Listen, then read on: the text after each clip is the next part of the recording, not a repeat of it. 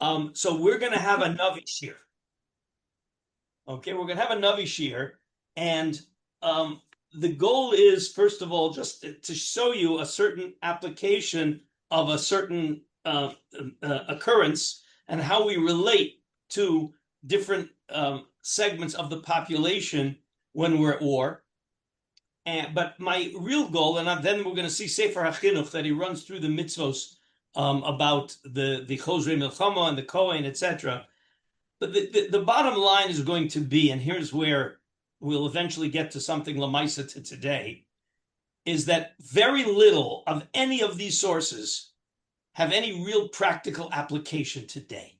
They're going to give us a nice overview of how it was then and what some of the principles are, but very little of it is going to be applicable. One of the things I want to say, and one of the things I want to bring this, is the idea that not everybody was at war, even in Milchemes Mitzvah. You had an army and you had soldiers, and everything, as we'll see in the Sefer HaChinuch, all of the issues of the Kohen and the Mashiach and the Chozrei Milchama, Milchemes Reshus, Milchemes Mitzvah, we're talking to people in the army, and we didn't have the whole nation in the army.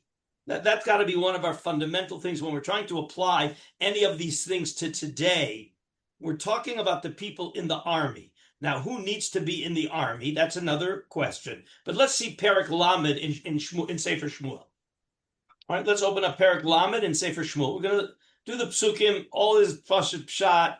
In theory, you don't even need me. You can go to your Art Scroll English translation or Jerusalem Bible. But I want to point out, but we're going to do it inside and get a little sense, got to get a sense of the action.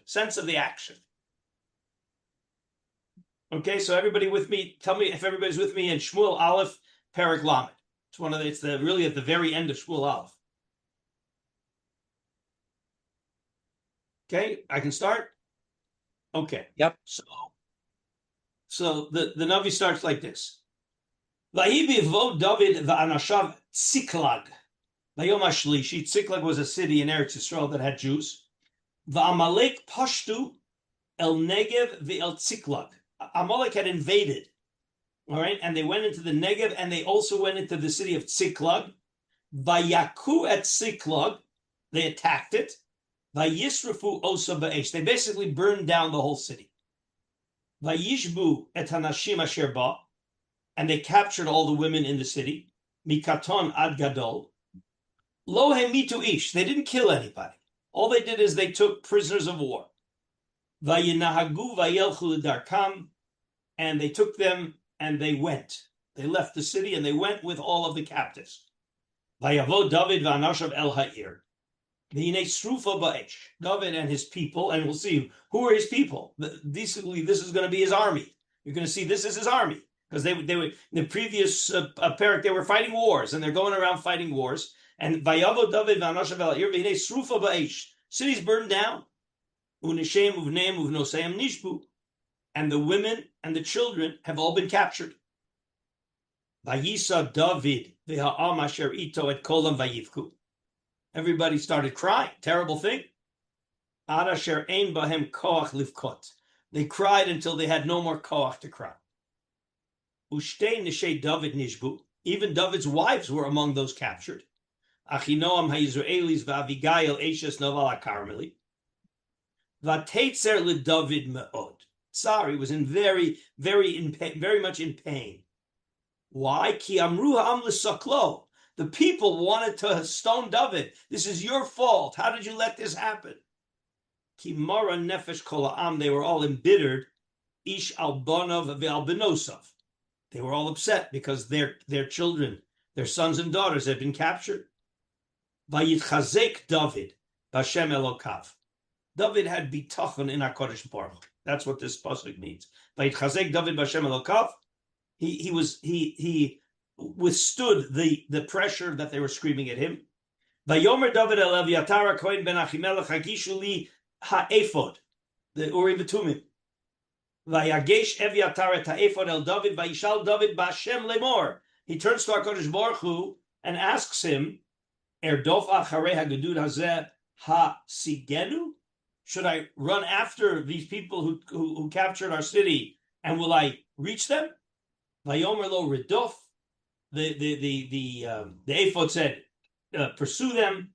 Ki haseg tasig v'hatzel tatzil. You will succeed. So he had an instruction from Lamala, Ruach HaKodesh, telling him, go to battle and you will succeed. Okay? Vayelech David, again, apparently he was with his whole nation, but now it's only for that, because you see that it was Vayisa David v'ha'am asherito. So there must have been a lot of people there. But Vayelech David hu v'sheish meot ish asherito. So again, I'm not sure whether that sheish meot ish is his army, or that was everybody that was with him. It's certainly the army. Question is whether there were other people, or that's all he had with him was his army. Could very well be it was his army. Vayavo ad nachal ha-besor v'hanotarim amadu. What does notarim amadu mean? All right, that when they got to Nachal HaBesor, some of the people were just too tired. All right, they couldn't go on. Okay, so notarim amadu means there were some of the people that stood. They just couldn't go on. Vayirdof David hu the arba meot ish.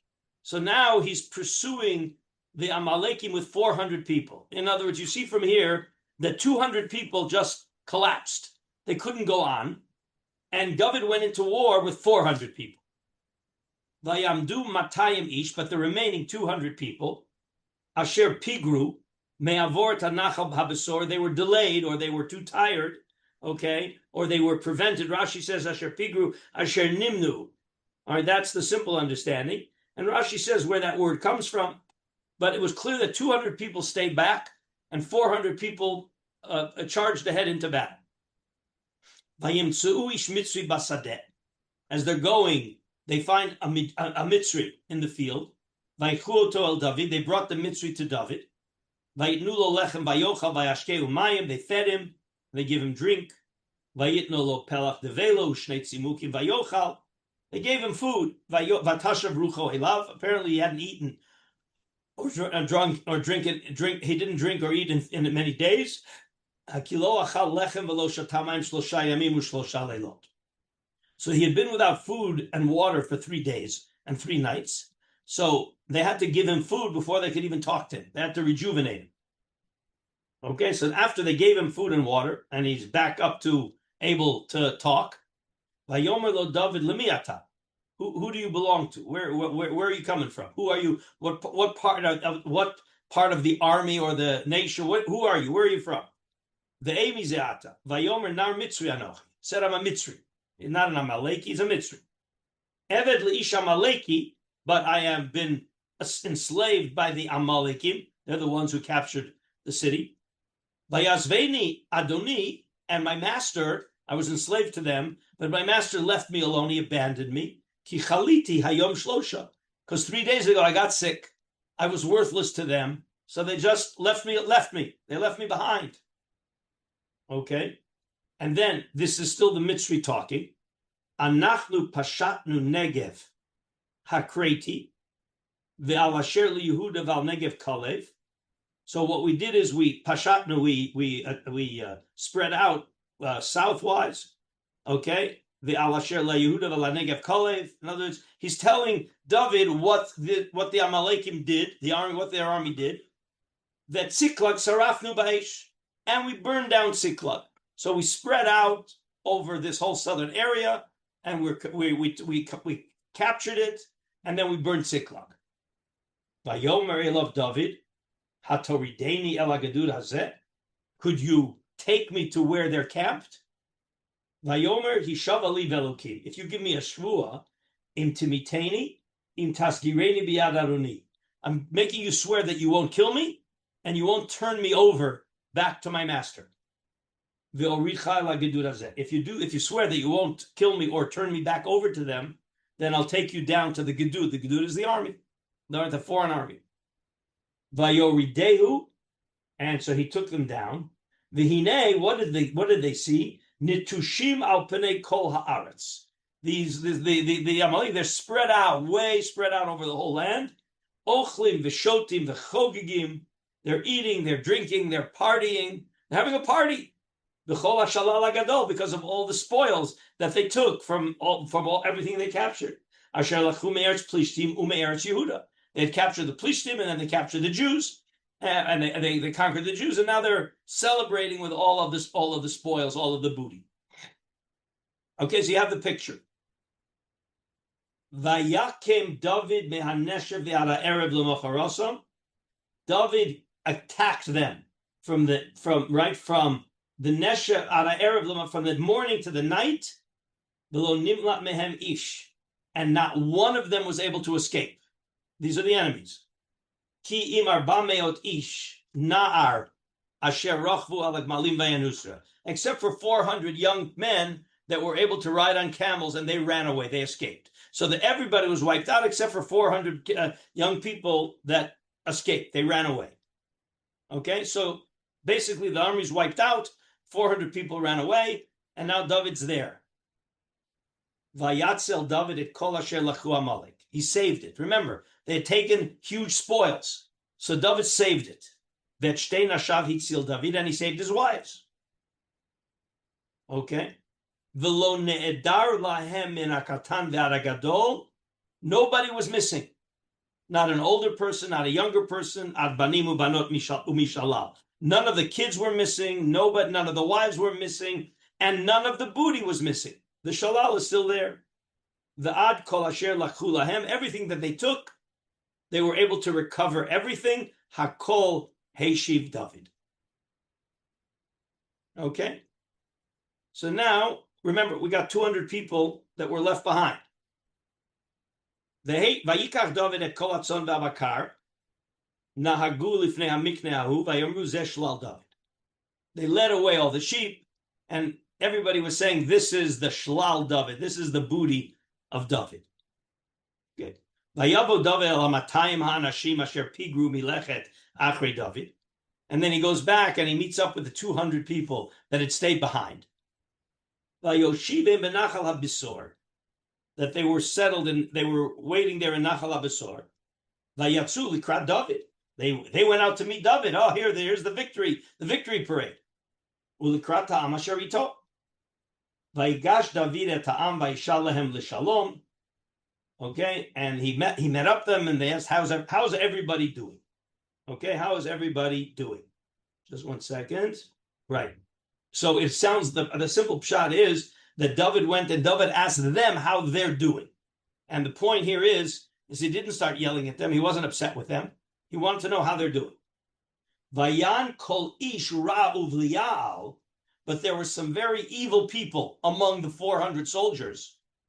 Meha anashim asher alchu im David. Notice they're being called kol ish ra uvlial. There were some of them that were ra uvlial. Vayomru, and these people said, Yan asher lo halchu imi, they didn't go with us.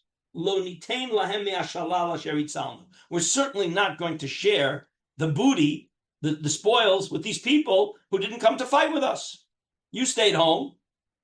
Well, you're not entitled to any of the stuff that we captured.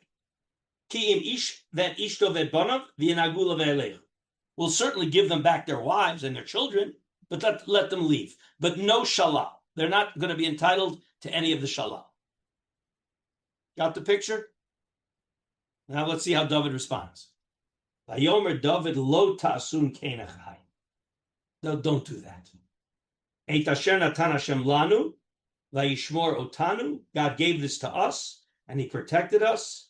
Vayitenet hagedud haba aleinu biyadenu, and He gave the army that tried to attack us. He gave it over to our hands. Umi yishma lachem ladavar hazeh. Umi yishma lachem ladavar hazeh. I'm not going to listen to you. He's talking to the people who didn't want to share the booty.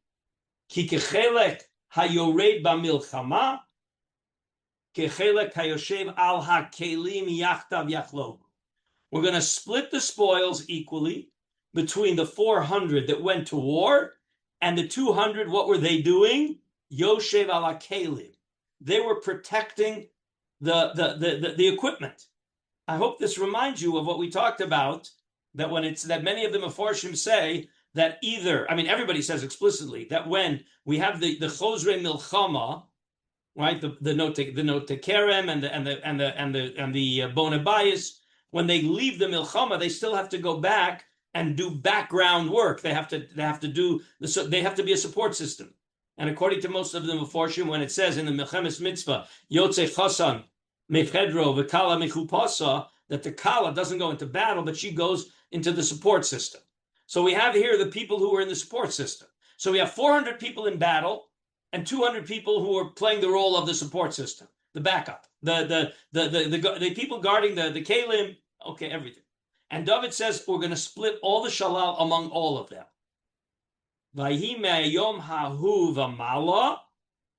From then on, that became the rule, that you have fight soldiers who are fighting, and you have people in the, I don't know what word shall we use, in the support system. There's words about it in the army, isn't there? Well, it's called you want to use the word the orif? Okay, all right. There's but something a little more concrete what they're doing. Okay, but the all the backup, right? The cooks, right, and the people who are watching the ammunition supplies and everything. It's supposed to be equal. Okay, and then Vayavod David al Tziklag Vayishalach Me'ashalal Lezikne Yehuda L'Re'eu. He shared some of the spooty with other Jews because it was a bracha mishalal oivei Hashem l'asher b'vei. Okay, so it's interesting. So did we ever see this before? Yes, absolutely. In Milchemes Midyan, there's also a sharing of the spoils between those who went out to war and those who Bichlal didn't go out to war. See that over there already in the Torah. Excellent.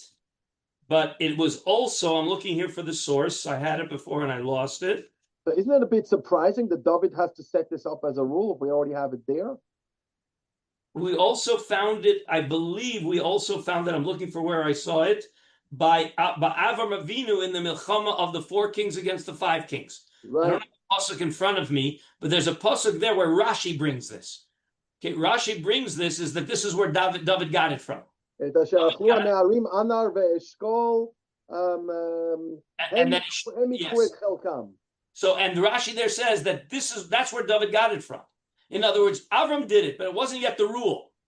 Okay, and David learned from that, and he did it, and then it became the rule. The rule is that you need backup systems, and the fighters in the backup systems all are playing an equal role. So what happened with Milchemet Midyan? Like why doesn't that appear? I'm not sure. I don't know. Yeah, it's an interesting thing about Milchemes Midyan and this.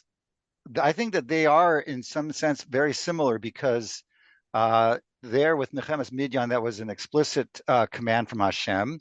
Here it was by the Urim V'Tumim. And so, in other words, it wasn't just that David decided as a matter of military policy he couldn't let these guys get away, but he also received instruction from HaKadosh Baruch Hu. So there's definitely that similarity. No, but the question is the idea of sharing the spoils with the non-combatants. That's the issue here. And again, I think that Rashi by the 4 kings mentions this David. Right? I don't have the Rashi in front of me, but that's where Rashi mentions it. And the idea that there are frontline soldiers and there's backup support. Okay, and that's why the Chozrei Milchama, right, the Bonabayis and the Notei Kerem, they have to do backup support. They don't just go home. But, and here we get back to the Rambam, and we'll see this again in the Chinuch, that the reason for the din of sending them back is because they will be distracted. When somebody goes into battle, he has to be completely focused. I think we mentioned this last time from the Rambam. He can't think about anything else. Well, if he just built a house and he hasn't even done Chanukas Habayis and he has the Kerem and Ishacher Yachnechenu, that's on his mind. It's on his mind. These guys were tired. I mean, the pasuk says they were ayefim. They didn't have the strength. Exactly. And exactly. And it's interesting, I think we saw in the Rambam also that did we get that far in the Rambam, is that there is a group that remember, we had all the Chozrei Milchama, the Bonabais V'lo Chanocho, they go back, but they have to do backup service. But then there's the man who married a woman, Shana Rishona, V'simach as Ishto, he goes home completely. We saw that inside, I think, didn't we? Right. So he doesn't even do backup, right, because of another reason. But there's an idea here that we don't want that we don't want people in battle who are not completely focused on the battle. Yeah. I think that also can have some ramifications here on in our today's world. David, yes. It seems that there weren't any able-bodied people in Ziklag, and that seems a little strange. That yeah, this whole big city, and where are all the men? Where are all the able-bodied men? There's only Well, they women. obviously weren't there because when it says that they took away the prisoners, all they talk about is the women and the children. So They were out I fighting, question apparently. why that seems strange. If everybody didn't go to war as the Rav proposed, that it was just an army and that the people in general weren't going to war. So where were they? Where were they if they were not at war? I mean, David, they burned the city, David. Like, no, before they burnt the city, Yeah, they there were killed no everybody. able. No, it There were doesn't no say they killed. It says they didn't kill able-bodied anybody. people there. They didn't kill They didn't anybody. kill- They didn't kill Amalek anybody. didn't kill anybody? Nobody. It says In Ziklag. In No, Ziklag. David's question is a question. I mean, ostensibly the men are out fighting. They're not there. Thank you, Pinchas. Right. Except you could say that there's the elderly, like the people who are already not of fighting age, and the pasuk What? There's little children. the pasuk there's doesn't little mention children. that they were killed because not Wait, I'm confused. Where do we get Pasuk that? says no one was that? killed. Where does it say that? The Pasuk Aleph says, "Vayaku es Siklag vayisrafu b'eish." What's Vayaku es Siklag? Where do we get that they didn't kill any men? Means they attacked. It says it. Vayaku means they attacked it. no. Is there a they Pasuk is there a smote Pasuk I it. missed that said they didn't kill anybody? They smote it. Yeah, no. It says in base, lo hemisu ish. Yeah, they didn't. Look at pasuk base. They didn't kill anybody. It's meforish. Okay. Oh, lo mehitu ish. Hey mehitu ish. Okay, yeah. Lo hemisu ish. They didn't kill anybody. All right, so can you rate that so that strengthens DH's a question that can you rate everybody was out battling, but I mean David's army is not necessarily Well, you see that the whole army there was only 600 people. exactly. It's not your prototype situation. I mean, David is. No, but here's what. Wait. Let's start. Let's just make. I'm very sorry. Let's just make one thing for sure real. There is no such thing. There is no such thing that tens of thousands, hundreds of thousands of Jews are all fighting in the army. We already saw we had Yisachar, Zvulun, right? We had Zvulun was the army. There could have been other people, but to say that everybody's in battle, everybody's out in the war, you would. It's impossible. It's impossible. The only way you can do it today is because of all the technology to keep all the things in place and all of that. You got to be realistic about what it looked like in those days. Okay, it's a good question. It's a good question because it says explicitly that they didn't kill anybody in Ziklag. Okay, but it's very clear that they weren't all. Everybody in the Jewish people was out there fighting. That's just not realistic. Not realistic. Okay. But Rabbi, what are you going to say about my question about Milchemes Midyan? Like, why? Somewhere like that seems to be like a black hole there. I can't. I don't have the answer because I have to see. We have to see the parsha inside with all the meforshim. I can guarantee you that the meforshim talk about it, but it's a little bit beyond the scope of what we want to be focused on. Okay, but if I'll David, maybe Daniel, maybe you'll have a look at the Parshas Midian with the Meforshim and report back to us on Sunday. I'll try. And I was just, but the main point here that you're making here is that not everybody went to war. Not only not everybody went to war, but the people who didn't actually go to war, but served in a backup system, got equal reward from the people who went to war. The people who went to war didn't want; they were upset. Right. These are what's the word in the army? These are not loafers, but there's gold brickers. These guys are gold brickers, and that's a term in the army for people who slough off. Why are we giving them part of the shalal? They didn't do anything. So Rabbi Karlinsky, yeah. So the thing is, up until you get to the pasuk where David says that we're going to split amongst those who actually fought and those who guarded the kalim, until that pasuk, we would have thought that the reason why those 200 did not continue on to battle was because they were too tired. So when we get to the pasuk where David says we're going to split this amongst those who fought and those who guarded the kalim, so do we say that this is like a gilui of more information about what exactly happened, or is Or David trying to avoid some sort of a nasty situation by basically saying, I don't agree. I think your first interpretation is 100% correct. It doesn't say what they did. They said they didn't go into battle. It doesn't say anything what they did when well, it they. also says why they didn't go into battle. It doesn't Yes. say they didn't go into battle because they were staying behind to guard the Kalim. No. Oh, We only know that, or there's only mention of that until later when David has to head off the Anshe Blial. But again, just a minute. All it says they didn't go into battle because they were too tired. Right. That's all it says. Now we Right. know what. So now, what did they do then? Did they sit there and play computer games, or did they protect the Kalim? And if they weren't too tired, they would have gone into battle. Yes. Okay. But they weren't. And therefore, what they did, none of them thought that we can just go and lie out on the beach. They understood we're too tired to go into battle, but we have to play our role. We have to participate. And that's how they participated. How do we know that? Because it could have easily said, David could have said, look, you guys didn't do anything. You were sitting there, right? You were sitting there playing computer games. So of course you don't get the shalal. And notice, well, just one other thing. Who was complaining about giving them the shalal? The ones who fought. I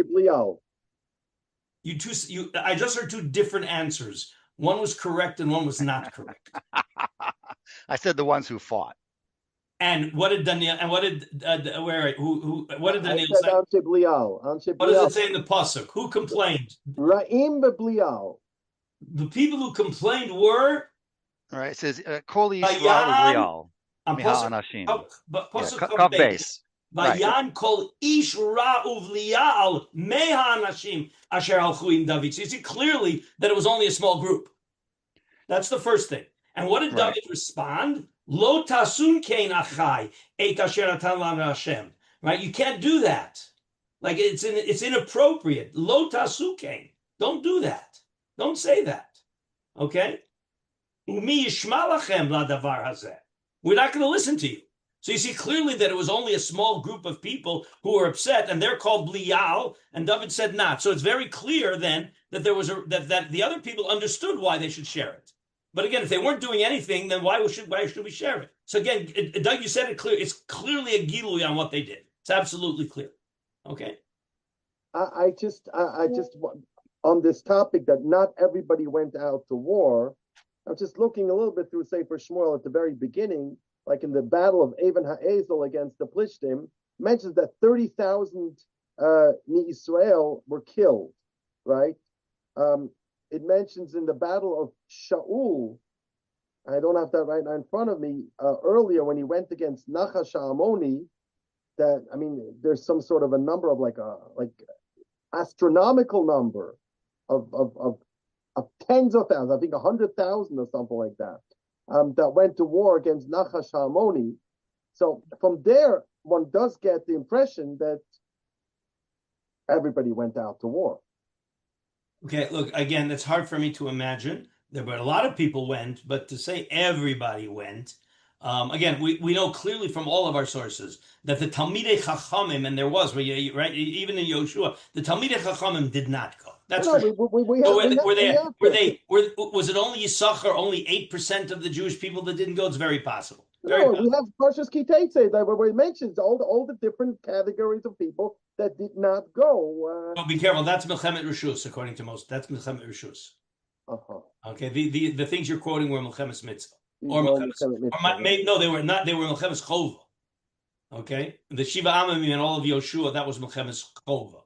Okay, again, I don't want to get too sidetracked on it. I just wanted to get you a picture, the flavor here of what's going on. I'd like now. I asked for the Sefer HaChinuch. Was everybody able to find Sefer HaChinuch? Because I did not put it up. And I'm pretty sure most of you have a Minchas Chinuch, or at least a Sefer HaChinuch. Okay? And I'll tell you why we're doing this. This is basically the mitzvos and the chinuch of those psukim in Sefer Shoftim. But there's some interesting things along the way. We may see one or two small Minchas Chinuchs. But basically just the Sefer HaChinuch to get, again, the purpose here is to get a flavor of how it was supposed to work, and then we'll intuit whether, how much of this is applicable today. One of the things, again, I saw, maybe I'll try to bring a couple of sources, but I saw some, again, there are a lot of Rabbanim on both sides of the camp who are saying, quoting all kinds of sources. And I like to think that when we see the sources inside, they're really not, it's just using sources to promote an agenda that's not an accurate understanding of the sources. Anyway, but let's see now. We start with Taf Kuf Chavav. Okay, on the surface, it has nothing to do with us today, but there's an underlying principle that does. So we're going to start with Taf Kuf Chavav, the mitzvah l'mishuach kohen l'milchama. All right, again, he'll tell you what this is. Nitztavinu, what were the Jewish people commanded to do? Limshoch kohen, to anoint a kohen. Echad, again, there was always a kohen gadol, and now there's another special one of a kind kohen that was anointed b'shem hamishcha ulamanoso liot medaber im ha'am b'shas milchama. His job, and hopefully he didn't have a lot of employment, but his employment contract said that when there is war, your job is to talk to the people. V'zeh kohen nikra mishuach milchama. Again, anointed for milchama. So that's the first thing. The Jewish people are commanded to make this Kohen HaMashuach HaMilchama. And then min mitzvah zulu also sheyomar hakohen mashuach elam b'shas HaMilchama. The mitzvah now is on him. So the Jewish people have a mitzvah to make him, to anoint him. And then he has a mitzvah to talk to the people and quote 3 psukim. Shlosha kesuvim amniskarim b'Torah. He has to quote 3 psukim. Mi ha'ish asher eras isha, mi ha'ish asher bana bayis, mi ha'ish asher nota kerem v'lo chanacho. Okay, the Chidush doesn't quote all 3 psukim in full, but it's pasuk hey vav and zayin. Hey, pasuk hey vav and zayin in Perek Chav, we saw the psukim. So his job is to quote those psukim, and then the Yosef od mishalo dvarim acherim, and then he adds besides those 3 psukim. He's got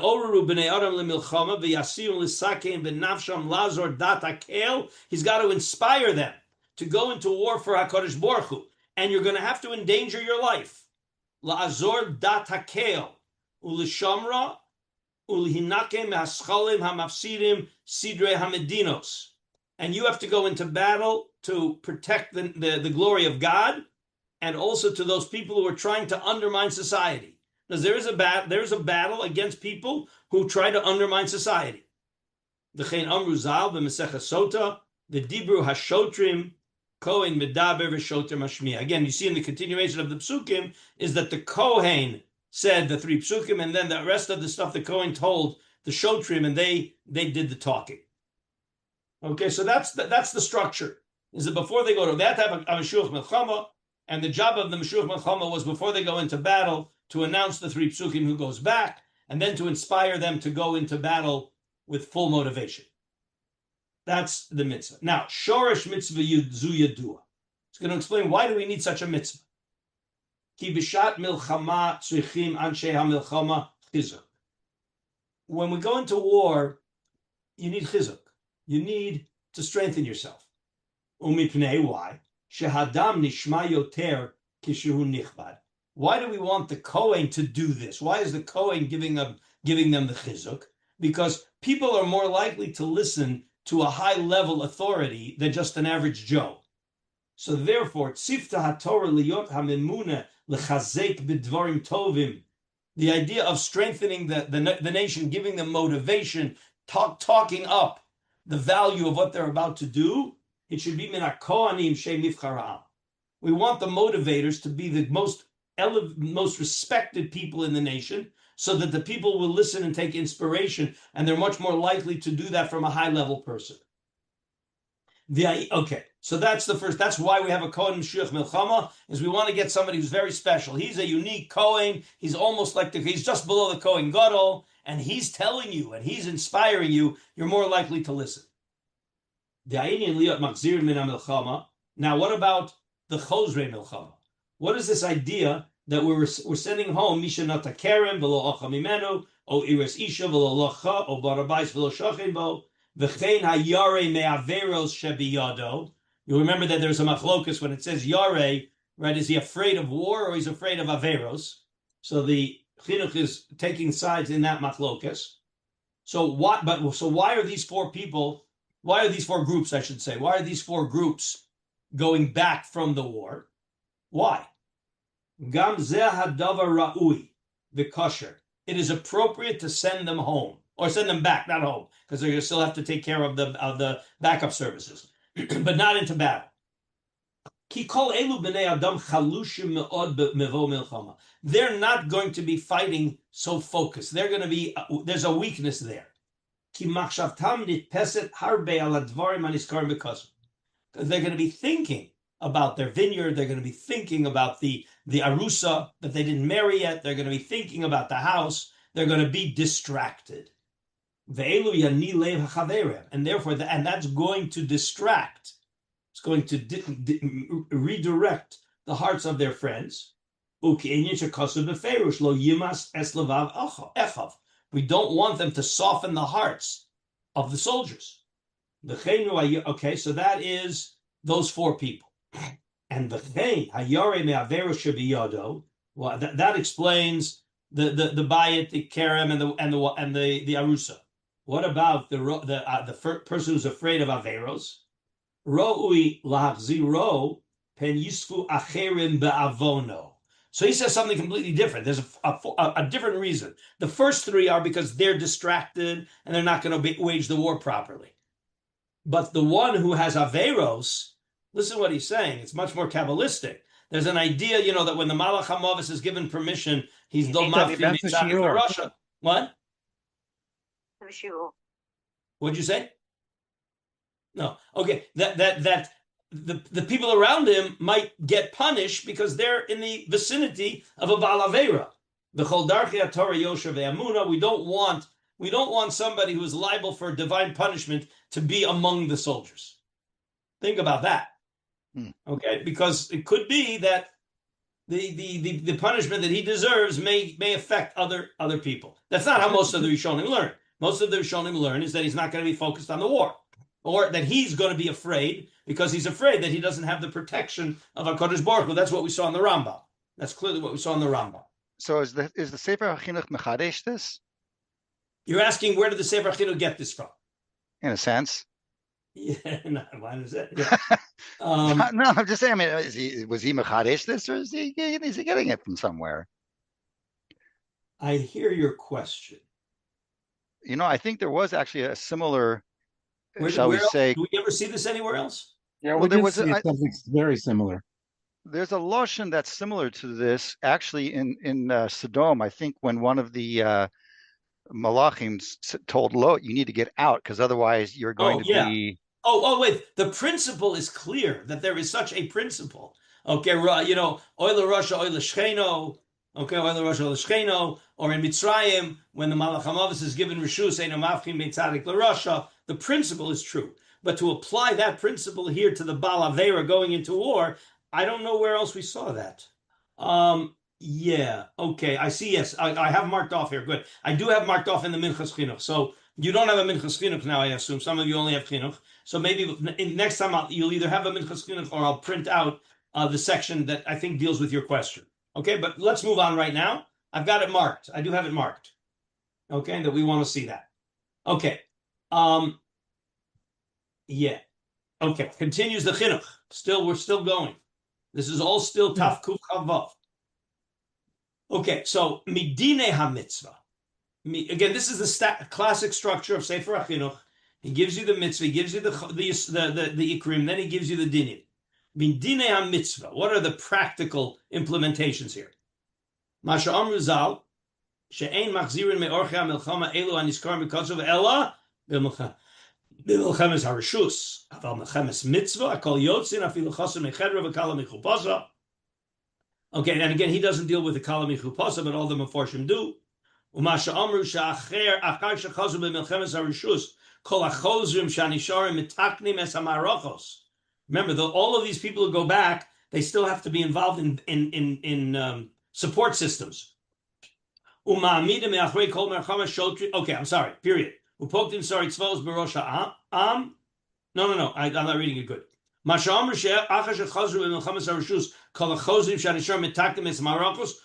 They have to play backup, continue backup services. They don't just go home. Yeah. Why does he bring here a few chosim michedro, the kala michupata, when we learned that the makor of this, bichal has to do with kenes of tshuva because of trouble, no relation to war. Don't blame the chinuch for that. The Gemara does that. That's the Mishnah. The Mishnah says, "Bamed dvarim amurim." All of these chosrim are b'milchemes harishus. Aval b'milchemes mitzvah. Akol yotzim afilu chaser mechedra v'kal michupasa. So why does the Mishnah of the Gemara bring that? Like, where is the jump? Where's the bridge from the Navi? I think it was in Yoel, right? That speaks there about some sort of a time of national tshuva to war. What happened there? Anybody have an answer to that question? The answer is pretty obvious if you understand pshat in the Mishnah. Seems like just a borrowed phrase. That's all. Exactly. That phrase says, you know who goes? Everybody. Everybody. And it's just using the extreme. And as we found the extreme there by Yoel in the Tainus, everybody, right? You know, what do they say when those loudspeakers? Ish bal ye'ader, right? Nobody can be missing. So it's a phrase. It's exactly. David said it perfectly. It's a borrowed phrase to say everybody. It's just a borrowed phrase. Okay.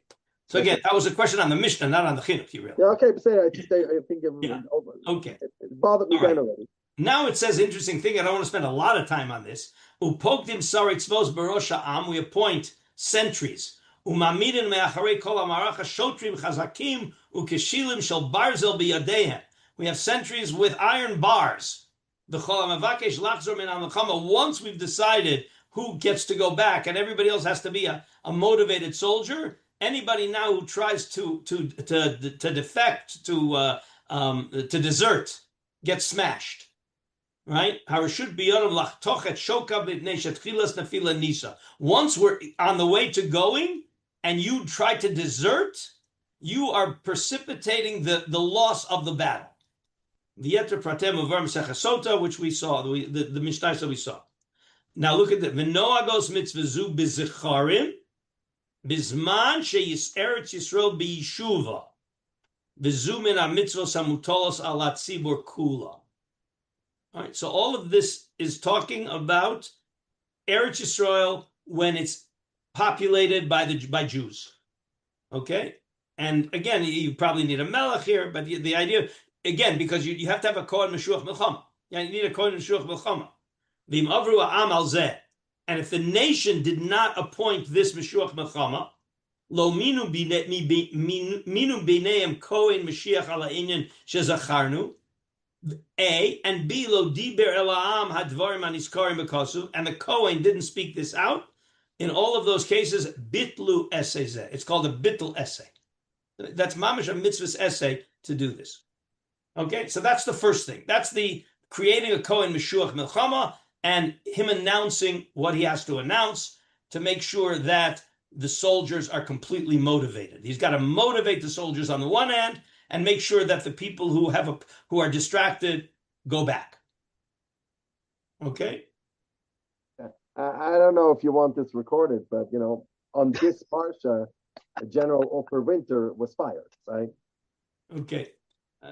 Okay. I don't want to talk politics now. Okay, we can do it at the end when Chaim turns off the recording. Okay.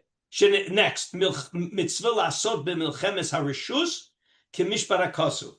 This is a little less relevant to us, but it's interesting just to see. You want to get a flavor of how the Torah views war and what's supposed to go on.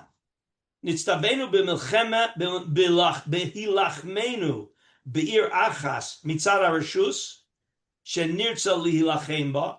When we decide that we're going to wage war against a city, v'zui shenikres milchemes harishus. So then we have to. There's certain rules of war, so to speak. Okay. Navtiach otam shelo nahargem im yashlimu imanu v'yu lanu la'avadim. We send them a first offer of peace. We won't kill you. We won't fight you, if you agree to peace and you subjugate yourselves to us. That's what the pasuk says. Yikru b'sholom. Kolomar. What do they have to do? Mali maslim alkenu. You have to pay taxes. V'kvushim tachas yadenu, and you will be subjugated by us. Okay, and we offer that to them. This is again milchemes reshus, where we're attacking a city. V'im lo yashlimu imanu al inyan anizkar. Then anu mitzuvim la'arog mehem kol zocher shebe'irahi she'giel lefirko v'nikach lanu ataf anashim v'chol shlola. We attack them. We're giving them an option not to fight, and if they don't, we fight and we kill. V'alzeh kulo yom ruzal milchemes harishus. All of this is milchemes reshus. The amru, meaning the point is that we're offering them peace. The amru b'sifri im amru mekablin anu aleinu misim v'lo shibud, or shibud v'lo misim. We'll pay taxes, but we're not going to let you subjugate us. Or we'll let you subjugate us, but we're not paying taxes. Ein shomin lehem achi kablu aleim zu b'zu, and we can attack them. Now, what's the shorshe ha-mitzvah? Shorshe ha-mitzvah lefi shemiras harachma. Again, the issue here is, why are we doing this? Why are we offering them peace? We want to attack them. Let's attack. Mishorshe ha-mitzvah lefi shemiras harachmanus hi mida tova. V'roi lonu zera hakodesh litnaheg ba b'chol inyanenu gam im ha'oivim ovdei avodah zarah. We're attacking a city of ovdei avodah zarah that we want to uproot from Eretz Yisrael. We want to get rid of them. And yet we still have to behave with rachmanus. L'ma'alatenu anachnu, but it's because of us, not because of them. Lo mitzad heyotam hem re'uyim l'rachmin. We're not doing it because, hey, we have to have mercy on all kinds of people. No. We have to behave in a merciful way. It's a tikkun for us, and it would be a kilkul for us if we didn't do this. V'gam ki yesh b'davar hazeh to'elet lanu, but there's also an advantage for us, besides our midos, there's a practical advantage. Liot l'malkeinu avadim yavdu, la'alot lo mas tamid, v'lasot malachtenu, im yitztarech, b'bli yeshiyotzi b'emutza shel klum. It's also to our advantage to have more taxpayers and people who are going to do the work. Uvahamitenu otam lo yeh b'davar to'elet acher. If they want to be subject themselves to us, then why in the world would we kill them? There's no value in killing them. There's no benefit. That would be cruelty to just kill them for the sake of killing them. And therefore, the primary approach is try to make peace, try to get them to agree to be subjugated under us. Now, midine ha-mitzvah. So what does the mitzvah look like in practice? Here's a big chiddush. Not everybody agrees with this. Okay, there's a Rashi and a Ramban on Chumash. Din kriyas hashalom b'chol makom klomar bein b'melchemes mitzvah bein b'melchemes reshus. U'melchemes mitzvah he kigon. Pay attention here. What he calls melchemes mitzvah. Kigon shivas amimim ve'amalek. Notice what he doesn't include. The Rambam included when the Jews, when we're protecting ourselves from attack. He doesn't include that. And again, what he calls here milchemes mitzvah is clearly what in the Gemara is meant by milchemes chova. All right, that everybody agrees that Amalek and Shiva Amim is chova, the highest level. And then the question is, what happens when they're coming against us? That is a lower level, according to most opinions in the Gemara, although the Rambam seems to put it together. And this is where a lot of ink has been spilled. The akoli mishlimu imanu. Even in a milchemes mitzvah, i.e. Amalek and Shivas Amimim, if they're ready to have peace, shekiblu aleim mas ve'avduhu, ve'avdus kamoken shekiblu aleim sheva mitzvos, then ein horgin mehem kol neshama v'yula mas v'avadunu. I'm not going to go into the issue of, wait a minute, but isn't there a mitzvah to kill the Shiva Amimim, the Knanim? So there could be the idea of we're in a war with the Shiva, we're in a war against the Knanim, because but we kill the Knanim, but we don't keep everybody else who's in the country. I'm not going to go into that because it's beyond the scope of what we're talking about. Aval kishalo ishlimu yesh chiluk bein milchemes mitzvah l'reshus shebe milchemes mitzvah ein mechayin behem kol neshama.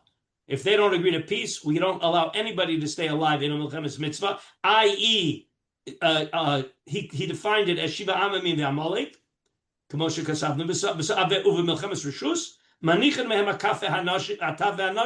We don't kill them in a milchemes reshus. Again, all of this is when they refuse to make peace.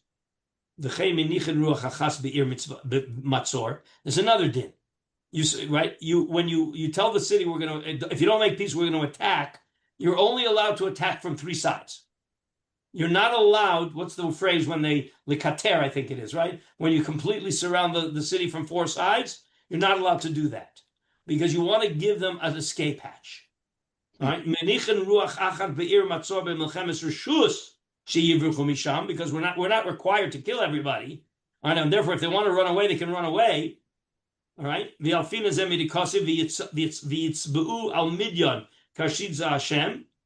he let them run away.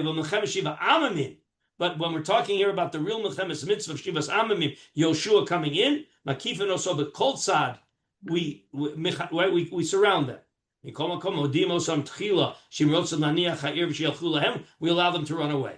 But once we attack, we circle the city. Hold just 1 second. You know what? What's your question, David? It seems a little strange that, and we see that today, is that he seems to be saying that they can run away, regroup, rearm, and then 2 years later come and get us. So we're not talking about terrorism. We're not. That's not. They weren't rearming. They were avodah zara. They're not trying to kill us. They're not trying to kill us. They're there, and we got to get rid of them. That's all. I hear what you're saying. We're not talking about terrorists. Right? We're not talking about terrorists. Okay. Because when they run away, they don't run away in a place where they're going to be able to reattack us. They run away means far away. Okay. Okay,